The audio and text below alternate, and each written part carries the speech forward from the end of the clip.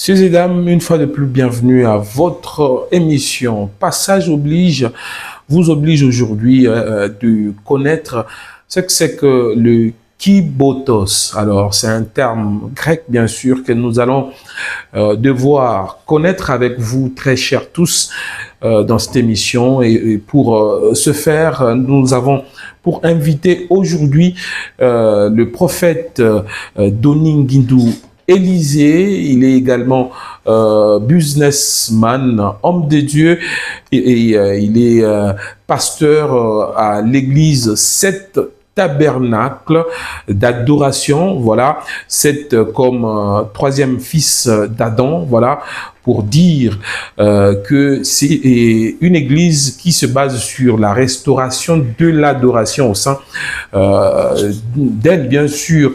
Et il est prophète consacré depuis 1997, voilà, par le pasteur Kabongo Moudidike ou Moujani, voilà, si on a mal prononcé les noms, il va également nous en faire signe, très chers téléspectateurs. C'est avec lui que nous allons devoir parler et échanger, parce que également le Kibotos est devenu une célébration, non seulement l'Arche de l'Alliance, mais une célébration qui en est à sa 3e édition. Voilà, le décor est planté et nous allons en parler dans cette émission. Ne zappez pas, parce que les bonnes choses ne font que commencer. Pasteur, bienvenue. Merci beaucoup, mon frère. Que Dieu te bénisse. Amen. Vous voulez qu'on vous appelle pasteur ou prophète? J'aime bien quand on m'appelle prophète. Ah, ok. Et quand même, vous êtes pasteur? Ouais. Et j'ai bien prononcé les noms de votre pasteur qui vous a consacré? Oui. Tu l'as bien fait. 1997, c'est ça? 97, c'est ça, 97. Exactement. Ouais. Sinon, on est Congolais. Voilà, on est Congolais belge, bien sûr. Ok. Parce que c'est la Belgique qui nous a colonisés. Merci. Alors, pourquoi vous voulez qu'on vous appelle prophète alors que vous êtes pasteur? Et pourquoi vous mettez aussi un accent sur le business? Oui, je préfère qu'on m'appelle prophète parce que j'ai été consacré prophète. Je suis devenu berger ou pasteur d'une église, c'est après. Et ça, c'est l'administration. C'est l'administration. Voilà. Mais tout est dans le 5 ministères. Ça dit, ça va de même. Donc, vous êtes prophète de ministère. Ouais. Et ça dans Ephésiens 4, 11, la Bible dit, il a fait des autres comme des apôtres, comme des prophètes, comme des pasteurs, docteurs, comme des docteurs et comme des évangélistes. Nous sommes comme des prophètes. Vous êtes comme? Oui. Comme? Oui, c'est ça que la Bible dit. Alors, cette tabernacle, c'est venu comment? C'est une vision que j'ai reçue des dieux. Je peux t'expliquer? Ah oui? J'étais en prière. Et quand je priais parce que j'évoluais dans une communauté où j'étais aussi responsable parmi les dirigeants. Mais on avait un peu des... Comme dans chaque église, vous devez prier pour avoir la vision de ce que Dieu va faire, tout ça. On était au mois de décembre. Et au mois de janvier, j'ai commencé un moment de prière d'1 mois. Et quand je prie dans des prières comme ça, je prends du thé au citron. Tu comprends ça? Ouais. Du thé au citron.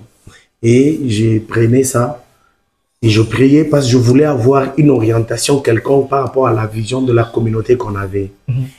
Et après 1 mois, je me suis senti malade.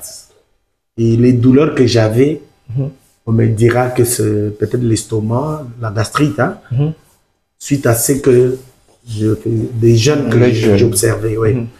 Et maintenant, un jour, je suis en Afrique du Sud, je suis arrivé la nuit. Je sentais comme si j'allais mourir. Et j'ai pris la décision de prier parce que j'étais presque à la fin de mon temps, du moment de jeûne. J'ai commencé à prier. Et dans la prière, le Seigneur m'a fait grâce. J'ai vu j'étais au bas d'une montagne. On était... J'avais 2 ou 3 personnes à mes côtés.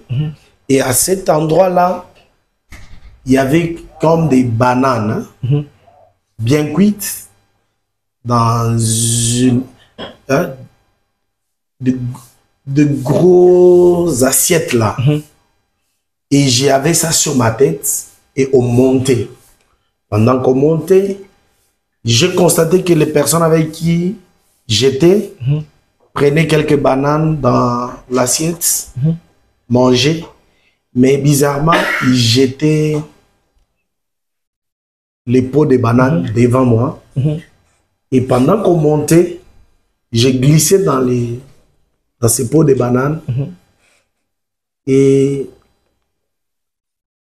tous les bananes qui étaient dans l'assiette se sont déversées. Et quand c'est déversé, pour moi, c'est comme j'ai perdu. Et je tournais un regard derrière pour voir de là d'où on venait. Il n'y avait plus personne. Et j'ai entendu la voix de Dieu qui me dit, continue de monter. Je te donnerai quelque chose au sommet de la montagne. Et j'ai repris courage, j'ai transpiré. Et je suis monté. Quand je suis arrivé au-dessus au sommet de la montagne, je trouvais comme des plates-bandes de cultures d'arachide ou de chou de Chine qu'on fait ici à Mombashi. C'était très propre là. À mon arrivée, on mettait un tuyau d'arrosage. Dès que j'ai reçu ce tuyau-là dans ma main, le tuyau a commencé à pomper l'eau. Et j'ai commencé à arroser. Pendant que j'arrosais, tu vois, quand tu es en train d'arroser, la terre a tendance à s'ouvrir. Et j'ai vu quelque part, la terre a créé un S. Un autre part, elle a créé T. Et quelque part encore, A. Et tout d'un coup, c'est toute une plantation de bananiers. Et l'Éternel me dit, désormais, tu ne vas plus acheter bananes, mais tu vas en produire avec facilité. Et la vision s'arrête. Et j'étais un peu bouleversé.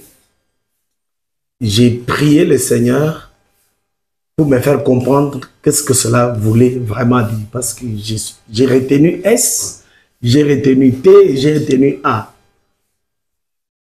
Et plantation de bananiers. Et cette même nuit-là, c'était au mois de février 2022, j'ai prié, je suis allé au lit, j'ai rêvé que j'étais sérieusement malade et je suis mort de cette maladie-là. Et à l'instant, je me suis réveillé. Et comme d'habitude, ça c'est moi, quand j'ai un rêve qui n'est pas vraiment... qui n'est pas achevé ou qui n'est pas arrivé à sa fin, ou j'ai perdu quelque chose dans ces rêves-là, si je me réveille, je retourne et j'ai prié Dieu pour que je retourne dans ce rêve-là, pour finir ce que je devais faire.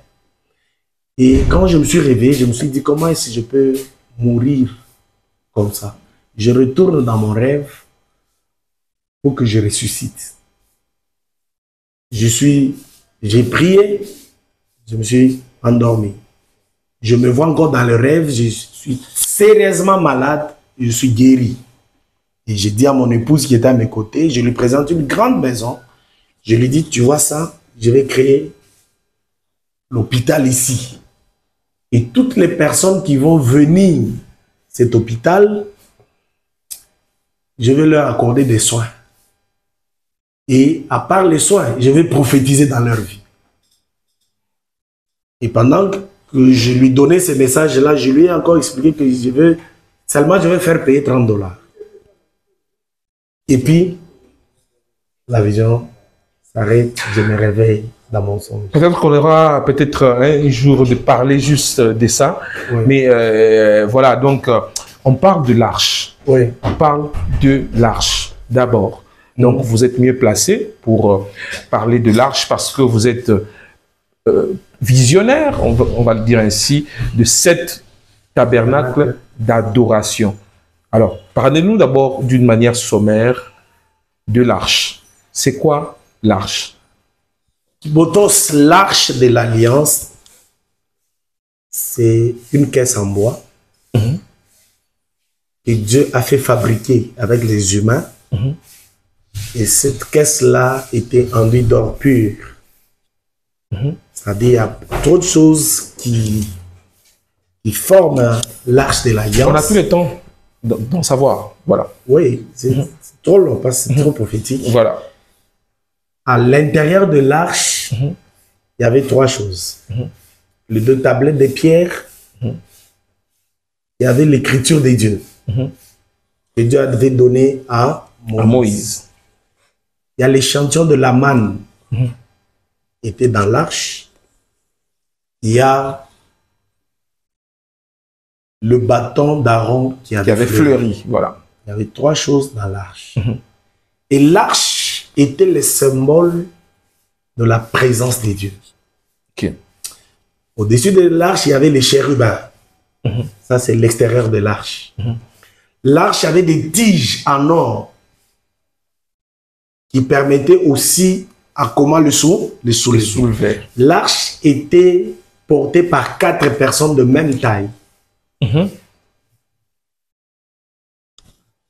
Et ces 4 personnes étaient des sacrificateurs.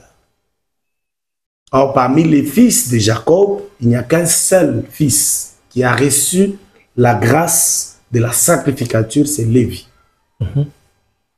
L'arche de l'alliance était au milieu du peuple pour les accompagner. Chaque fois qu'Israël devait se déplacer, c'est l'arche qui précédait. C'est comme ça que dans Nombre chapitre 10, le verset 35, je peux le lire. Voilà. La Bible dit 10, 35. Quand l'arche partait, Moïse disait: lève-toi, Éternel, et que tes ennemis soient dispersés, et ceux qui te haïssent fuient devant ta face. C'est-à-dire, la présence de l'arche était importante pour les enfants d'Israël jusqu'à Canaan. Okay. Et l'arche est le symbole prophétique de Dieu lui-même. Okay. Et nous parlons de Dieu, nous voyons Jésus-Christ. Les 2 tablettes de pierre qui étaient dans l'arche, c'est le symbole de l'écriture de Dieu, c'est le symbole du doigt de Dieu. Okay. Or, Jésus, dans Luc et dans Marc, il dit: quand je chasse les démons, les doigts de Dieu est là. Et dans Marc, il dit: quand je chasse les démons, c'est la puissance de Dieu et le royaume des cieux est venu jusqu'à vous. C'est-à-dire les doigts de Dieu. Et jusqu'à vous. Est venu jusqu'à vous. Voilà. À nous. N'est-ce pas? En d'autres termes, c'est la puissance du Saint-Esprit qui est venue vers nous. Voyez-vous? Et Israël marchait par rapport à la loi suivant les 2 tablettes de pierre. Voilà. C'était le symbole prophétique de la loi de Dieu au milieu de son peuple. La manne, c'est cette nourriture céleste que les humains mangeaient sur la terre par un miracle. Et vous savez, la manne était un peu mystérieuse. Mystérieuse plutôt. Comment? Vous savez ça? Ah ouais, c'est, voilà. Il faudrait la manger le même jour et puis... si vous ne la mangez pas, elle devient de l'eau. Voilà. Mais elle a aussi une autre forme que beaucoup de gens peut-être ne parlaient pas de ça ou ne révélaient pas ça. La manne, c'était du pain, mais qui avait le goût d'un gâteau au miel. Pain au goût d'un gâteau au miel. Ouais, parce que dans la boulangerie et la pâtisserie, le pain se fabrique dans la boulangerie. Exactement. Mais les gâteaux, c'est la pâtisserie. Et Dieu, pour nourrir son peuple, pour éviter la monotonie, il amène un pain qui produit le goût d'un gâteau au miel. Ça signifie quoi? Ça signifie que la parole de Dieu, parce que le pain, c'est le symbole aussi de la parole de Dieu. La parole de Dieu qui vient dans l'église de Dieu ou dans nos vies, elle vient déposer du goût. Elle vient déposer une nouvelle nature à celui qui la reçoit. Tu vois? Cela veut dire aussi que ce qu'on voit ou ce qu'on peut écouter dans la parole de Dieu, ce n'est pas seulement tout ce qu'il y a dedans. Il y a des choses cachées. Le miel, c'est la dimension de la grâce. C'est-à-dire une parole qui te fait grâce. Parce que dans l'énigme de Samson, la Bible dit du plus fort est sorti le doux. Du lion est sorti le miel. La parole, au début, c'était la loi. Or, dans la loi, tu tues, on te tue. On te tue. Mais pour faire vivre, il faut que cette parole donne le goût du miel. Et c'est la grâce. Et la grâce. Et au jour d'aujourd'hui, nous sommes bénis parce que la parole de Dieu que nous prêchons nous donne le goût du miel, le goût de la grâce de Dieu dans l'Église et dans nos familles. L'arche dans l'Ancien Testament. Et vous avez dit que le seul qui avait la sacrificature, c'est Lévi. Alors que l'arche devait être transportée par 4 personnes. D'où viennent les 3 autres? Quand on parle de Lévi, on voit une personne, mais on voit une tribu. Ok. C'est-à-dire la descendance de Lévi, c'est là qu'on tire des sacrificateurs. de même taille. Oui. Pourquoi la même taille? Parce que lorsque l'arche est en déséquilibre, elle va tuer. Pourquoi 4 personnes? Parce que Dieu, il est le Dieu de l'ordre. Dans Genèse, la Bible dit le fleuve qui est entré dans le jardin d'Éden s'est divisé en 4 branches. 4 branches, voilà. L'animal qui devait être immolé pour sauver devait avoir 4 pattes. On ne pouvait pas immoler un animal handicapé. Ok. C'est-à-dire l'arche devait être aussi portée par 4 personnes, qui est aussi le symbole prophétique de l'explication des Écritures. Le frère Paul dit, si je viens vers vous, en vous parlant, je dois vous parler dans la révélation, dans la prophétie, dans la connaissance, dans la doctrine. Dans la doctrine, voilà. C'est ça le 4 Piliers qui portent l'arche.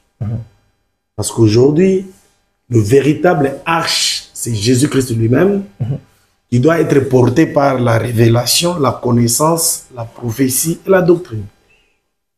Et si cela est en déséquilibre, c'est la mort qui entre dans l'église ou dans la famille. Comme pour Uza. Comme pour Uza. Parce que l'arche ne devait pas être transportée par des bêtes. Mais quand elle quittait chez les Philistins, on a placé l'arche sur des bêtes. Et la colère de Dieu a tué Uza. Mais ça, c'est aussi un autre enseignement. Vous pouvez bosser?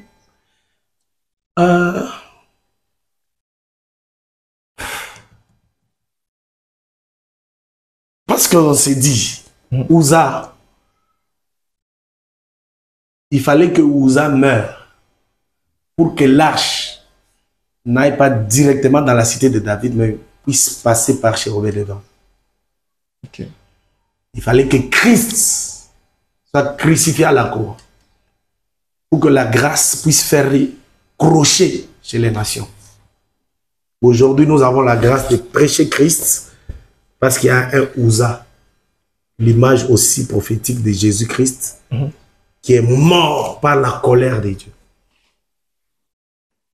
Et lui qui était juste. Lui qui était juste. Parce que Uza, ce qu'il voulait faire n'était pas injuste. Exactement. Il voulait redresser l'arche pour que l'arche ne puisse pas tomber. Et pour tout lecteur de la Bible, c'est Jésus a été crucifié parce qu'il voulait redresser certaines choses. Quand il dit, enlève-toi ton péché, t'es pardonné. Le scribe pouvait dire, qui est cet homme qui vient pardonner les péchés? Il n'y a que Dieu qui peut pardonner. C'est-à-dire, lui ne peut pas redresser. Mais il a accepté de vivre cette colère de la loi afin que nous puissions vivre la grâce. Parce qu'il y a une différence entre tabernacle et arche. Oui, il y a une différence entre tabernacle. L'arche, c'est, comme je l'ai dit, c'est le symbole prophétique du Dieu invisible parmi les hommes. Parmi les hommes. Et le tabernacle, c'est l'édifice. C'est le sanctuaire, c'est le temple où les gens se réunissent pour adorer. Donc le temple contient l'arche. L'arche était aussi dans le temple. C'est-à-dire, l'arche habitait le temple. Le temple, voilà. Parce que même quand on devait déplacer la tente d'assignation, on déplaçait aussi l'arche pour la placer là où la tente sera placée. Et la tente d'assignation? C'est ça ce que je dis. Tente, sanctuaire, tabernacle. La tente d'assignation, c'est le symbole de l'église ou encore du temple. Oui. Voilà, et pendant ce temps, c'était portatif. Oui, oui. Parce que les peuples étaient nomades. Ils devaient bouger d'un point à un autre point. Et c'est comme ça que on devait aussi déplacer le temple. On devait aussi déplacer l'arche de l'Alliance. Et l'arche, dans son mouvement, il produisait des miracles. C'est comme au chapitre 1, nous avions expliqué la position debout, la position assise de l'arche. Ok. Ouais. Allez-y un peu. La position assise de l'arche, Dagon doit tomber. Parce que la Bible dit, on prend l'arche, on la dépose dans le temple de Dagon, par terre, devant Dagon. Et demain matin, on trouve Dagon par terre. C'est pour dire, la position assise de l'arche est toujours capable de renverser le diable, de renverser les démons. Et la position debout? La position debout tue Uza. Et ouvre l'option de bénédiction à Obed-Edom. Parce que l'arche, pendant qu'elle marchait, c'est aussi position debout de l'arche, c'est-à-dire Jourdain doit reculer. Si Jourdain recule, on va placer l'autel dans les lits de Jourdain et on placera l'autel à la montagne avec les pierres qui sont sorties du Jourdain. Si l'arche est debout, David dansera. Et sa femme serait stérile. Oui, parce que David, il danse, il est roi, mais la Bible dit pour danser, pendant que l'arche marchait, il devait avoir l'éphod sur ses reins. Or, l'éphod, c'est l'habit du sacrificateur. Ce n'est pas l'habit du roi. Ouais. Et là, nous voyons un roi sacrificateur. Symbole du chrétien du Nouveau Testament. Et là, qui est roi et sacrificateur. Absolument. Car Jésus est venu inaugurer le royaume des sacrificateurs. La position debout de l'arche. Ce sont des très bonnes choses comme ça qui font du bien, très chers téléspectateurs. Nous parlons de l'arche de Kibotos. Kibotos qui est ce coffre, bien sûr, ou encore cette boîte en bois qui a été fabriquée selon les normes de Dieu. Oui, oui. Dieu a donné les mesures. La longueur, la largeur, la hauteur et tout ce qui sera utilisé. Dieu a donné tout. Et pourquoi le bâton d'Aaron qui avait fleuri? Le bâton d'Aaron qui avait fleuri, c'est le bâton de l'élection. Les bâtons de miracle. Parce que le bâton d'Aaron, c'est celui qui a avalé les serpents dans la maison de Pharaon. Ce bâton qui a fleuri, c'est un bâton de miracle de l'élection, du témoignage, quand on voulait chercher qui est le leader parmi les fils de Jacob ou les 12 tribus. La meilleure élection, il fallait que Dieu se choisisse la personne lui-même. C'est comme ça qu'on a pris les bâtons de 12 personnes, les bâtons secs bien sûr, qu'on a enfermés et on a prié le Seigneur. Le bâton de celui qui doit être le leader doit fleurir. Et c'est ainsi que le bâton d'Aaron a fleuri. C'est ainsi que le bâton d'Aaron a fleuri. C'est l'élection, c'est le choix de Dieu, c'est le miracle. C'est-à-dire l'arche de l'Éternel, c'est aussi la présence des miracles de Dieu dans l'Église. Présence des miracles dans l'Église. Donc l'Église qui n'a pas des miracles témoigne qu'il n'y a pas Dieu. On peut le dire ainsi. Bon, peut-être qu'il faut chercher un autre nom. Donc une Église doit vivre des miracles. Absolument. Et les miracles, ce n'est pas ce que les hommes croient simplement. Voilà. Bon, recevoir Jésus-Christ comme Seigneur Sauveur, c'est aussi un miracle. Voilà.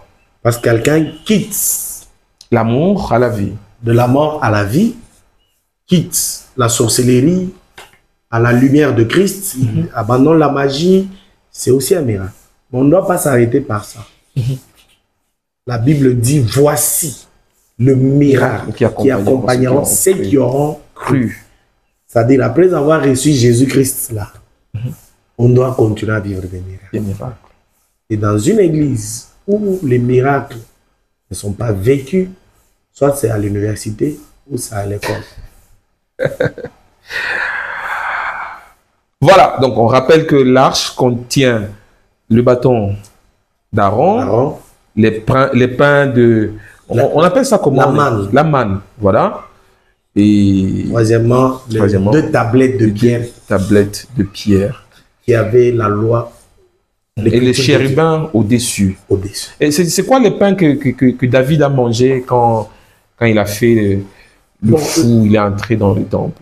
Bon, le pain de proposition, ça c'est dans la chambre haute. Ah oui.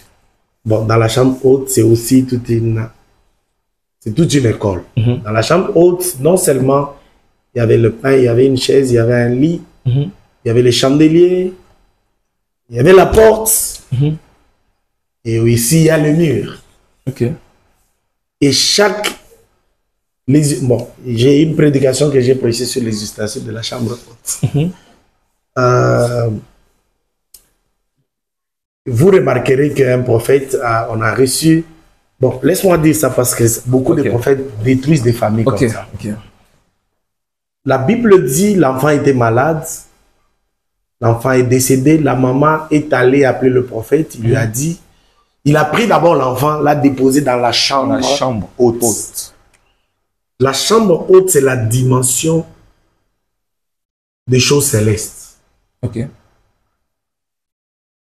Qui n'est pas au niveau des humains, mais le niveau supérieur. Niveau des dieux. Bon, disons seulement la chambre haute. Elle a déposé l'enfant là-bas. Et quand l'homme de Dieu est venu, la Bible dit, lorsqu'elle est entrée, elle a fermé la porte derrière elle. C'est-à-dire, même quand l'homme de Dieu est entré, il a fermé la porte. La porte... Et l'homme de Dieu entre, il prie. La Bible dit qu'il s'est allongé sur l'enfant malade. L'enfant malade, voilà. Bouche à bouche, pied sur pied, tête à tête. Et il y a beaucoup d'hommes de Dieu qui détruisent des foyers des gens, qui couchent avec des protocoles, qui couchent avec des gens en leur donnant ces versets-là. C'est démoniaque et c'est diabolique. Dans les termes simples, un enfant de 12 ans a la même taille d'un papa de 35 ans. Non. Bon, il peut y arriver que ça soit comme ça, mais c'est pas... Bon, dans les communs d'un mortel, c'est deux tailles différentes. Voilà. Nous devons prêcher la parole de Dieu au niveau de déposer ce qu'on a reçu de Dieu dans la totalité, dans la personne qui en a besoin. C'est ça l'enseignement. C'est ça l'enseignement. C'était une parenthèse qu'on a vite refermée parce que nous parlons de Kibotos. Kibotos qui n'est pas seulement cette arche ou cet enseignement sur cette arche, mais qui est également devenu une grande célébration à l'église, cette tabernacle d'adoration. Nous allons en parler dans quelques instants, mais est-ce qu'on peut avoir la nuance qu'il y a entre l'arche de Noé, l'arche que Dieu a demandé à Noé de construire, et l'arche d'une manière générale? Merci pour cette question. La nuance est que l'arche de Noé est comme l'image d'une église. Ok. Et l'arche de l'alliance, c'est l'image de Dieu lui-même. Ok. Est-ce qu'il y avait des ressemblances entre l'arche de Noé et l'arche? Bon, il n'y a pas de ressemblance parce que même les bois utilisés sont deux bois différents. Différents, et puis les dimensions. Les dimensions aussi différentes. Et même la mission même. Okay. Le contenu de l'arche. Ce qui sont dans l'arche de... Ce qui est dans l'arche de l'alliance, ce sont des choses miraculeuses. Mais ceux qui sont dans l'arche de Noé, c'est le choix. Tu choisis d'y entrer ou pas, en écoutant. Et si tu n'y entres pas, tu meurs. Tu meurs. Alors que la Bible dit, Dieu met devant toi deux chemins, la vie et la mort, mais t'oblige de suivre. Je te propose, tu as le choix. Vous savez, Dieu n'est pas dictateur. Il nous donne la possibilité de se décider. Voilà pourquoi il nous a donné un cerveau. L'arche, on va clôturer plutôt par là, avant d'entamer la célébration qui Kibotos d'une manière générale. Alors, qu'est-ce qu'on peut retenir de l'arche aujourd'hui au sein de l'Église? Est-ce que ça a encore sa place? Très bonne question. Voilà pourquoi dans notre célébration, nous avions typifié l'arche comme Dieu. Okay. C'est-à-dire, aujourd'hui dans l'Église, nous n'avons pas caisse en bois, mais on doit avoir Dieu. Qui opère des miracles, qui fait le choix, qui nous donne un gâteau, un pain au qui a le goût du gâteau au miel. Oui. Quand ces choses sont d'actualité dans l'Église, nous sentons que l'arche est là, nous sentons que Dieu est là. Parce que l'arche était le symbole du Dieu invisible au milieu du peuple. Quand on voyait l'arche, on voyait Dieu. Et c'est vrai, quand l'arche n'était pas avec le peuple d'Israël, il perdait des batailles et tout. Voilà, des défaites. Voyez-vous. C'est pour dire aujourd'hui, s'il y a des églises qui tombent, qui ne progressent pas, peut-être l'arche est absente. Ok. L'arche est très importante, même dans l'église aujourd'hui. Pas l'arche physique. Oui. L'arche spirituelle. C'est pourquoi nous allons parler de Kibotos. Merci. Kibotos. Pourquoi avoir préféré ce terme grec alors que nous sommes dans un monde francophone? Bon, c'est seulement un choix par rapport à ce que le Seigneur nous a donné comme orientation. On a voulu avoir un nom qui vient du grec, parce que même les écritures que nous lisons ici ont été... tiré aussi du grec, la grande partie du Nouveau Testament. Oui, c'est tiré du grec. C'est comme ça nous avions bien voulu garder ces mots-là en grec pour notre célébration. Est-ce que c'est pas pour impressionner? Impressionner, non. Mais attirer l'attention des uns et des autres. Non, apporter quelque chose avec son explication. Ok. Parce qu'il y a beaucoup de pasteurs qui n'ont jamais prêché sur l'arche de l'Alliance. Ah oui? Voyez-vous? Parce qu'il y a même des pasteurs, des théologiens qui m'écrivent, ils me disent, Kibotos, c'est quoi? Voyez-vous? Il y a même un qui était sincère qui m'a dit, en tout cas, depuis que je suis pasteur, je n'ai jamais prêché sur l'arche de l'Alliance. Voyez-vous? C'est-à-dire, c'était vraiment un message où une explication qu'on devait apporter. Mais il faut apporter un nom en grec qui doit attirer l'attention de la personne pour vouloir recevoir l'explication. Et il va se rendre compte que c'est quelque chose qui est dans sa Bible qu'il ne lit pas. C'est quelque chose qui est dans sa Bible qu'on ne lit pas. Voilà, Kibotos, déjà 3 éditions, plutôt 2 éditions, et ça c'est la 3e édition. Est-ce qu'on peut en savoir plus sur les précédentes? Je pense, les petits exposés que j'ai pu faire, ce sont des enseignements que j'ai donnés, chapitre 1. Ça a été vous parlez des chapitres. Nous parlons des chapitres. On en est au 3e chapitre. Oui. Au chapitre 1, on a expliqué l'Arche de l'Alliance, les contenus de l'Arche de l'Alliance, les effets prophétiques de ces choses-là, et aussi la position debout de l'Arche de l'Alliance, la position assise de l'Arche, et l'importance de l'Arche de l'Alliance dans l'Église aujourd'hui. Surtout ça. Ça a été expliqué. Au 2e chapitre, aussi, ça a été expliqué en détail. On a vraiment fait les détails de toutes ces choses. C'est-à-dire le mouvement de l'arche, quand elle quitte, avant d'entrer chez Obed-Edom, l'enseignement que Dieu veut nous communiquer, que Dieu voulait nous communiquer, nous de ce temps, par rapport à ce message. Est-ce que vous pouvez brosser un peu par rapport à l'enseignement que Dieu voulait, parce que ça nous concerne, nous, aujourd'hui? Obed-Edom n'était pas roi, n'était pas connu.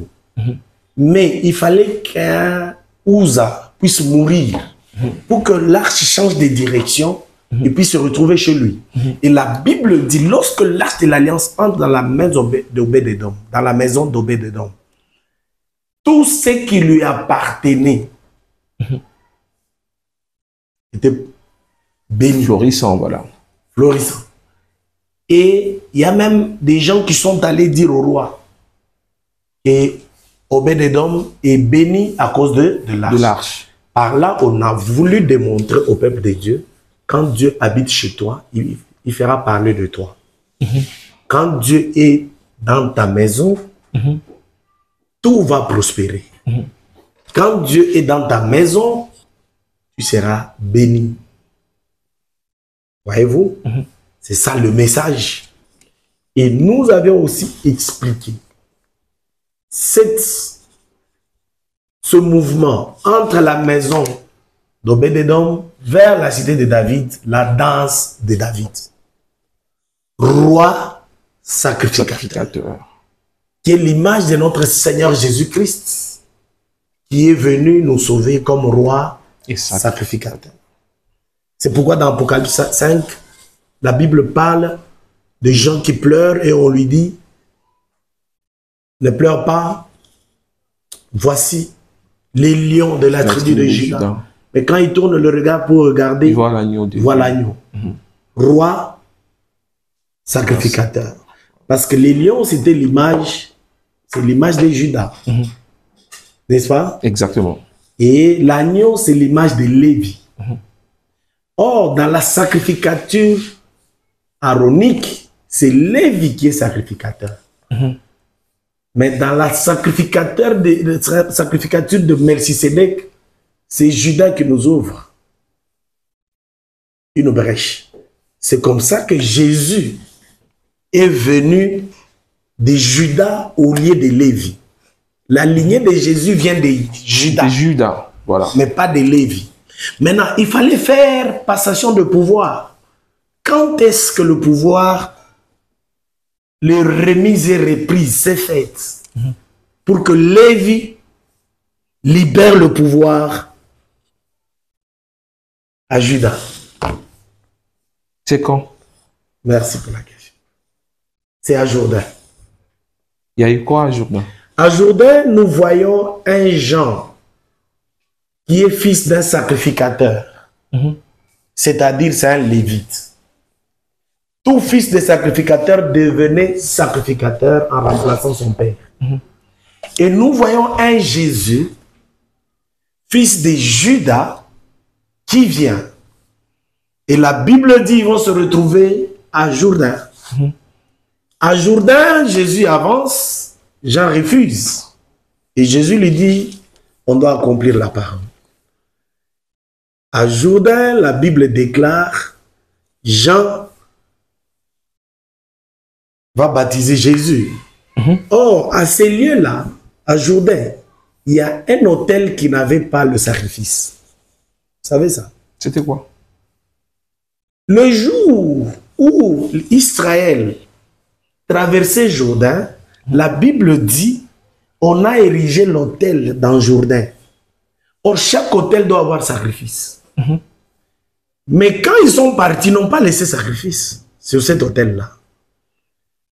Et on devait accomplir la portion prophétique. Quand Jean voit Jésus, il dit quoi? Voici l'agneau de Dieu qui ôte les péchés. C'est-à-dire, il vient monter où? Sur l'autel. Et là où il y a l'autel, il y a le sacrifice, il y a le sacrificateur. Quand les trois sont ensemble, le ciel s'ouvre et prend des décisions. Et le ciel s'est ouvert pour dire, voici. Voici, remise et reprise. C'est-à-dire, le pouvoir sacerdotal quitte chez Lévi, entre chez Judas.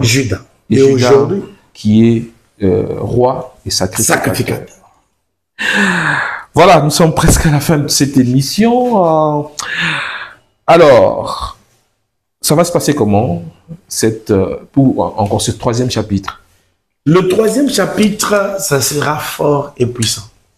Nous avons un thème que Dieu nous a donné. Parce que je vous ai dit ici que l'âge, quand elle arrive, elle bénit. Et cette fois-ci, c'est les 7 bénédictions du Père Isaac sur son fils Jacob. Les 7 bénédictions. Les 7 bénédictions. Parce que Isaac a prononcé 7 paroles prophétiques sur la vie de Jacob.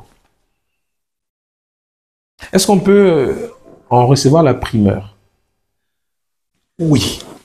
La première est que... Brièvement, Jacob a trouvé grâce parce qu'il a écouté sa mère. Il lui a dit que ton père a une bénédiction. Et dans la bénédiction du père, c'était en 7 paroles. Parce que la bénédiction, ce n'est pas l'argent, ce n'est pas les maisons, c'est les bonnes paroles du père qui descendent sur le fils. Et chapitre 3, nous recevons les bonnes paroles qui sortent de l'arche de l'alliance pour se déverser sur un fils qui n'avait pas le droit. Par rapport au droit d'aînesse, Jacob est disqualifié. Mais par rapport à l'élection de la grâce, parce qu'ici, nous pouvons prendre la maman comme l'image de l'Église, qui nous enseigne que votre Père au ciel a une bénédiction. Il suffit de l'approcher. Et ce qu'il faut lui donner n'est pas dehors et dans sa maison. Parce que l'offrande du fils Jacob n'est pas venue de l'extérieur de la cuisine de sa maman. C'est une nourriture de la maison qu'on a donnée encore.